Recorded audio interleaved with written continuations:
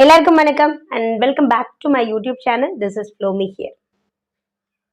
இன்னைக்கு போலீஸ் ஒரு ஸ்டேட்மெண்ட் கொடுத்துருக்காங்க. அந்த ஸ்டேட்மெண்ட்ல என்ன சொல்லியிருக்காங்கன்னா, குழந்தை ஆர்த்தியோட உடம்ப டெஸ்ட் பண்ணும்போது டாக்டர்ஸ் என்ன சொன்னாங்கன்னா, இப்படி ஒரு கொடூரமான விஷயம் அந்த குழந்தைக்கு நடந்தே இருந்திருக்க கூடாது அப்படின்னு சொன்னாங்க. ஒரு நாளைக்கு 1000 கேஸ் பார்க்குற டாக்டர்ஸே ஆர்த்தி பாப்பாவுக்கு இப்படி ஒரு கொடுமை நடந்திருக்க கூடாது அப்படின்னு சொல்லியிருக்காங்க. டாக்டர்ஸே இப்படி சொல்கிறாங்க அப்படின்னா, இதுக்கு காரணம் அளவுக்கு அதிகமாக குடிக்கிற ஆண்களும் அளவுக்கு அதிகமாக கஞ்சா யூஸ் பண்ணுற ஆண்களும் தான் இதுக்கு காரணம்.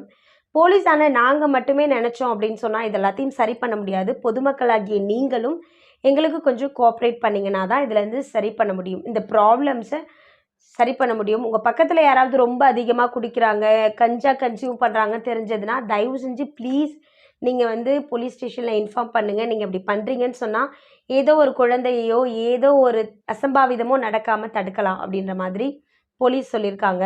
போலீஸ் இவ்வளோ விரக்தியாக பேசுகிற அளவுக்கு அந்த ஆர்த்தி பாப்பா கேஸில்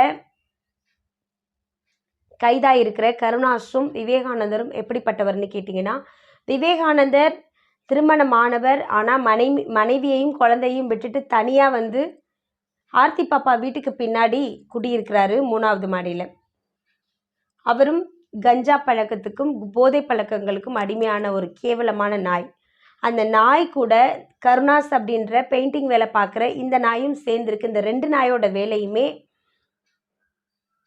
கஞ்சா அடிக்கிறது, அளவுக்கு அதிகமான போதை பழக்கங்களுக்கு ஆளாகிறது, இதெல்லாம் கொஞ்சம் அளவுக்கு அதிகமாக ஆகும் பொழுது ஓரின சேர்க்கையில் ஈடுபடுறது, இந்த மாதிரியான கேவலமான செயல்களை தான் இந்த 2 நாய்களும் செஞ்சுட்டு இருந்திருக்காங்க. அன்னைக்கு ஆர்த்தி பாப்பா இறந்து போகிற அன்னைக்கு என்ன நடந்ததுன்னு கேட்டிங்கன்னா, எல்லா குழந்தைங்களுமே எப்போடா சாட்டர்டே சண்டே வரும், லீவ் விடுவாங்க, ஜாலியாக விளையாடலாம் அப்படின்னு நினைப்பாங்க. ஸோ அந்த மாதிரி தான் 9 வயசு மட்டுமே ஆன அந்த குழந்தை வீட்டு வாசலில் விளையாடிட்டு இருந்திருக்கு. வீட்டு வாசல்லேருந்து விளையாட யாருமே இல்லையே, போர் அடிக்குதே அப்படின்னு சொல்லி கொஞ்சம் முன்னாடி போய் பார்த்துருக்குது. அப்போது தான் அந்த வெறி பிடிச்ச நாயான கருணாஸ் கண்ணில் அந்த குழந்தை பட்டிருக்கு. அந்த குழந்தைய பார்த்ததும் அந்த கருணாஸ் என்ன சொல்லியிருக்கான்னா, சாக்லேட் வாங்கி தரேன், பிஸ்கெட் வாங்கி தரேன் அப்படின்லாம் சொல்லி ஆசை வார்த்தைகளை காமிச்சு கூட்டிகிட்டு போயிருக்கான். இந்த குழந்தை என்ன நினச்சிட்டு போயிருக்கும், ஐயோ அண்ணன் நம்மளுக்கு ஆசையாக சாக்லேட் வாங்கி தர போகிறாங்க, இன்றைக்கி நிறைய சாக்லேட் சாப்பிட்லாம், நிறைய ஐஸ்கிரீம் சாப்பிட்லாம் அப்படின்ற ஒரு ஆர்வத்தில் அப்படின்ற ஒரு ஆசையில் தானே போயிருக்கும். அந்த குழந்தைக்கு தெரியாது இல்லையா, இன்றைக்கி நமக்கு இவ்வளோ பெரிய கொடுமை நடக்கும் அப்படின்னு சொல்லிட்டு அந்த குழந்தையும் அங்கே போகுது.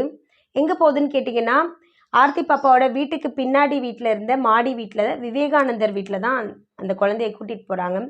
கூட்டிகிட்டு போயிட்டு கருணாஸ் என்ன பண்ணுறான்னா, அந்த குழந்தைகிட்ட பாலியல் அத்துமீறல்கள் செஞ்சிட்ருக்கான். அந்த குழந்தைக்கு அது புரியாத டைமில் ஒரு கட்டத்துக்கு மேலே கொஞ்சம் வலிக்க ஆரம்பிச்சதும் கத்துது.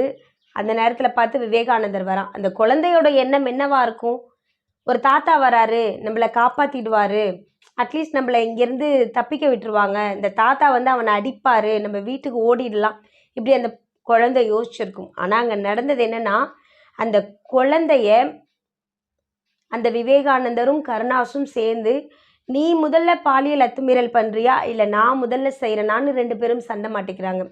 குழந்தைக்கு ஏதோ ஒரு விஷயம் புரியுது, சூழ்நிலை தன்னை மீறி போக போகுதுன்றது புரிஞ்சதா என்னன்னு தெரியல. குழந்தை வழியில் கத்துது.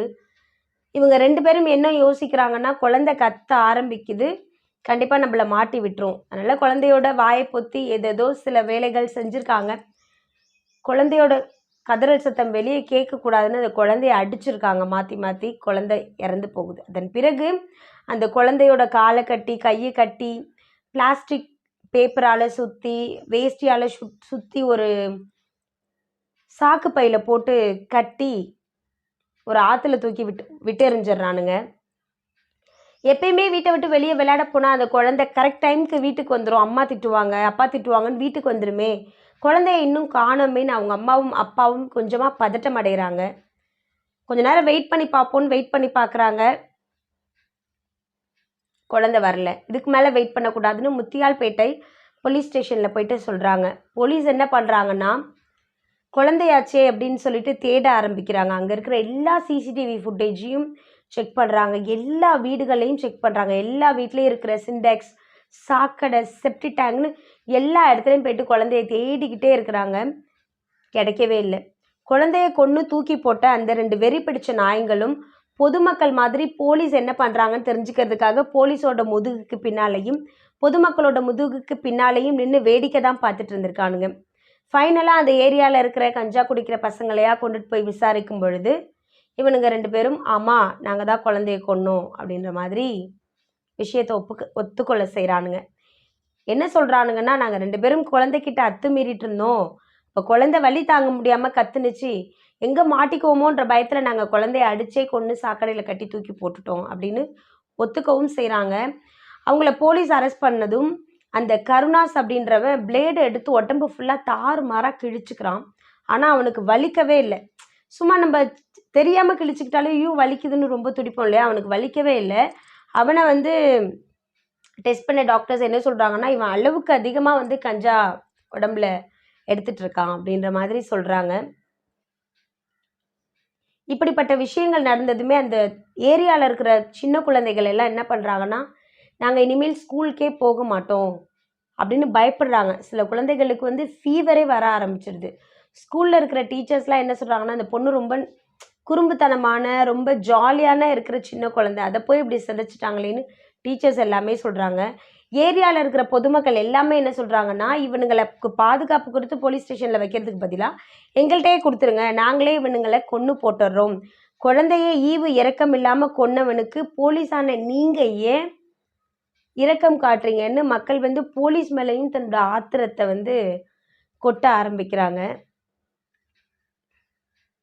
அவங்க அம்மா ஒரு குற்ற உணர்வு இருக்கும்ல, கடவுளாக பார்த்து கொடுத்த குழந்தைய இன்னும் கூட நம்ம எக்ஸ்ட்ரா கேர் எடுத்து பார்த்துருந்தோம்னா குழந்தைய நம்ம காப்பாற்றிருக்கலானே அப்படின்ற ஒரு குற்ற உணர்வு. வாசலில் தானே விளையாடுதுன்னு கொஞ்சம் அசால்ட்டாக இருந்தது, எவ்வளோ பெரிய தப்பு. ஒரு தப்புமே செய்யலை அவங்க அம்மா. அவங்க அம்மா எப்பயும் போல் குழந்தை விளையாடுது அப்படின்னு கொஞ்சம் அசால்ட்டாக இருந்தாங்க. விளையாடுற குழந்தைய கூட்டிகிட்டு போய் இப்படி சித்திரவதை பண்ணி சாவடிப்பாங்கன்னு அவங்க அம்மாவும் அப்பாவும் என்ன கனவாக கண்டாங்க. அவ்வளோ ஒரு வலி, அவ்வளவு ஒரு ரணம். எங்கே வலிக்குதுன்னு சொல்ல தெரியாமல் அந்த குழந்தை எப்படி கத்திருக்கும். நம்ம கத்துற சத்தம் நம்ம அப்பாவுக்கு கேட்டுறாதா, நம்ம அம்மாவுக்கு கேட்டுறாதா, யாராவது வந்து நம்மளை இந்த 2 மிருகங்கள்ட்ட இருந்து காப்பாற்றிட மாட்டாங்களான்னு அந்த குழந்தை எப்படி கத்திருக்கும். குழந்தையும் தெய்வமும் ஒன்றுன்னு சொல்லுவாங்க. இவனுங்க குழந்தைய சிதைச்சானுங்களா இல்லை தெய்வத்தையே சிதைச்சானுங்களா அப்படின்ற மாதிரியான கேள்விகள் எல்லாம் உருவாக தான் செய்யுது. அது மட்டும் இல்லாமல் பெண் குழந்தைகளுக்கு பாதுகாப்பு வந்து கருவறையிலையும் கல்லறையிலையும் தான் அப்படின்னு சொல்லி நிறைய விஷயங்கள் படிச்சிருப்போம். அது என்னமோ சில நாட்களாக இது எல்லாமே உண்மைதான் அப்படின்ற மாதிரி தோணுது. இந்த பாப்பா இறந்து போகிறாங்க, அந்த பாப்பாவோட சடலத்தை சாக்கடையிலேருந்து தூக்குறாங்க. தூக்கும் பொழுது கண்ணெல்லாம் வெளியே வந்திருக்கு, கால் 2ம் கட்டப்பட்டிருக்கு, கை 2ம் கட்டப்பட்டிருக்கு, பிளாஸ்டிக் பேப்பர் வச்சு அந்த குழந்தையோட முகத்தை ஃபுல்லாக அப்படியே சுற்றி வச்சுருக்கானுங்க. இவ்வளோ கொடுமை பண்ணவனுங்க போலீஸ் ஸ்டேஷனில் இருக்கானுங்க. போலீஸ் ஸ்டேஷனில் இருக்காங்க. ஆனால் அந்த குழந்தை வந்து இப்போ கல்லறையில் இருக்குது.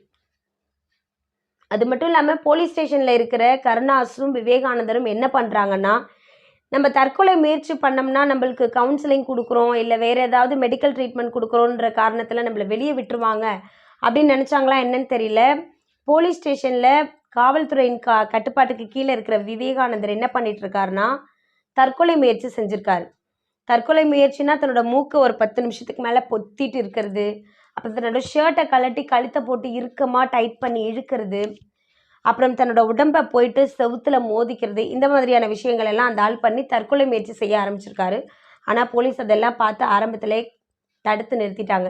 பொதுமக்கள் என்ன சொல்கிறாங்கன்னா, அவனை எங்கள்கிட்ட கொடுங்க, நாங்களே வந்து அவனை வந்து சிவியராக பனிஷ் பண்ணிடுறோம், நாங்களே வந்து அவனை அடிச்சே கொன்னுடுறோம் அப்படின்னு சொல்கிறாங்க.